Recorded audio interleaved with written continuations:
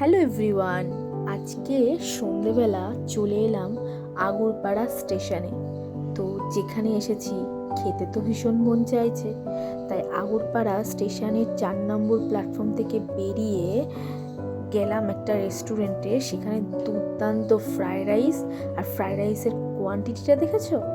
এই এতটা fried rice 1 plate, মানে আমরা কি বলবো 2 প্লেট নিয়েছিলাম ঠিকই, কিন্তু 3জন মিলে শেষ করতে পারলাম না। আর এসেছে গরমা গরম chilli chicken, dry chilli chicken.